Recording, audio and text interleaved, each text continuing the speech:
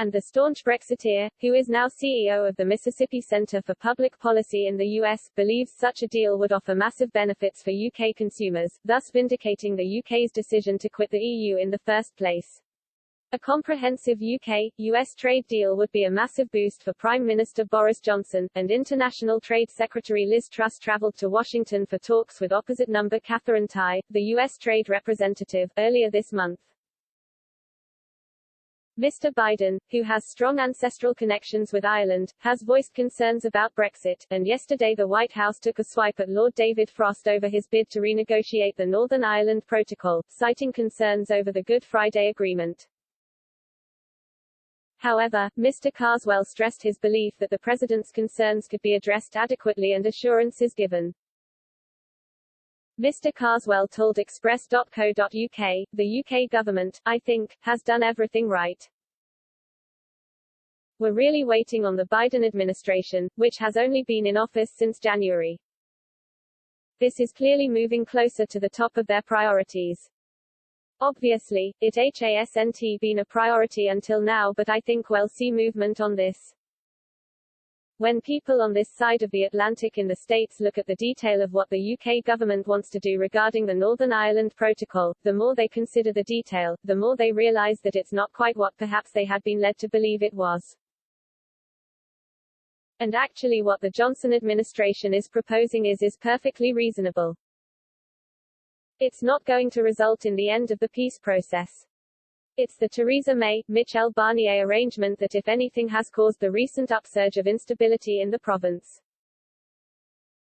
He explained, I think Liz Truss got a very good response in America when she was over here, a couple of weeks ago.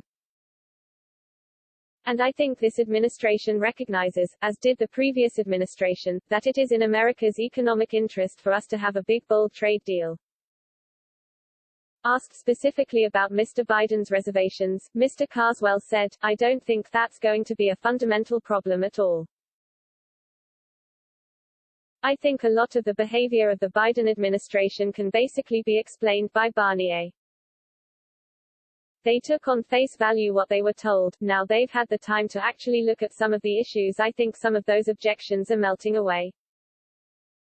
And I don't think anyone in the Biden administration is seriously going to suggest that we shouldn't have closer trade ties between Britain and America simply because Brussels insists that Northern Ireland should follow EU phytosanitary standards. That would be absurd.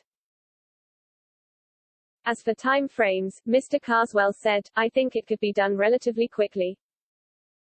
I think Washington's only really starting to think about it, kind of about now, and I think one of the really significant things about Liz Truss's visit is that actually it made people in Washington look at this and made it a priority for the administration. With the United States you've obviously got Congress, and you've obviously got different vested interest represented in Congress, and that's where I think you might get some horse trading. But, when Britain and Australia sat down and created a new trade deal, I think people were quite surprised at how quickly it can be done. Bear in mind, as always, right now, even without a trade deal, America is our single largest trade partner and our single largest source of foreign investment. We're massive trade partners with each other, so we're not starting from a completely blank canvas. Mr. Carswell said, the American political cycle is gearing up towards the midterm internal elections. I think the key is, can it be done before the midterms? Hopefully yes, but we'll see.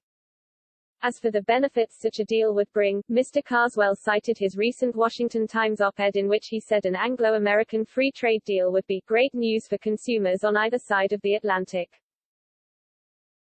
He said, without EU tariffs and protectionist measures to keep US goods out, British consumers could buy products and services that American consumers take for granted. The extraordinarily good consumer deals Americans get help explain why they have one of the highest living standards in the world.